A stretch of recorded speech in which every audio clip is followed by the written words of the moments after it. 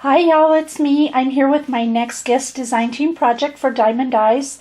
For those who don't know, Diemond Dies makes steel ruled dies, and I will put the links down below for you. Please go check out the shop. There's some amazing shapes there, and I'm sure you'll find something that will fit your crafting needs. They have beautiful dies, and I've been pushing them to the limit with the materials I've been cutting with them. So I'm very impressed at how well they do that, not just paper. So if you place an order for $35 or more, you'll get a 10% discount and free shipping with the code Thanks Gina. So I appreciate you using that, and I hope you do, because you're bound to love everything they have.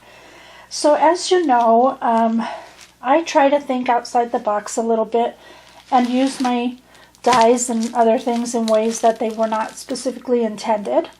This time I decided to take the canning jar mini book die, and I love this die. Last time I used it to make recipe cards, and now I've used it for something else. So let me show you what that is. And this is, again, the mason jar. Right here, you can see there. Love that die to pieces. So what I thought of was to create gift bags, and I love the way they turned out. I did about 4, and I'll show those to you in just a moment.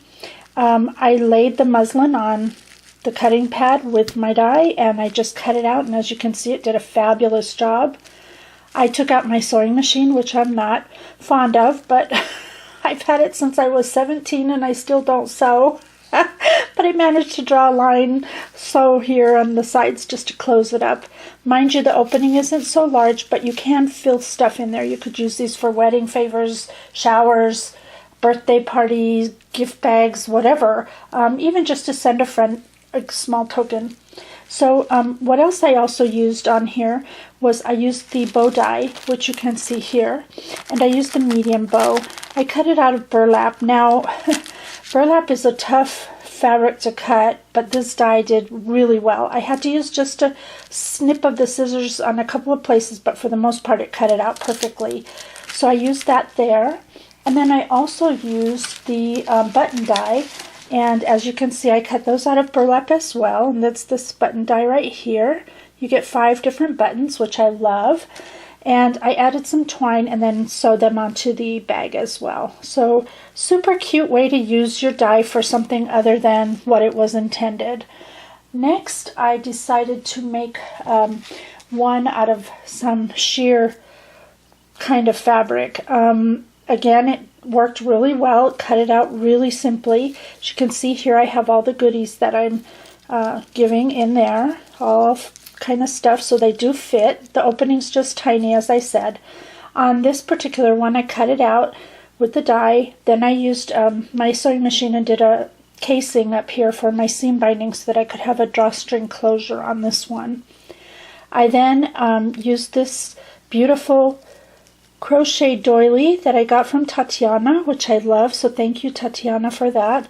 And then I used the realistic rose die, which is this one. I love this die. It's extremely versatile, and I used that to make this beautiful flower, and as you can see, it's quite dimensional.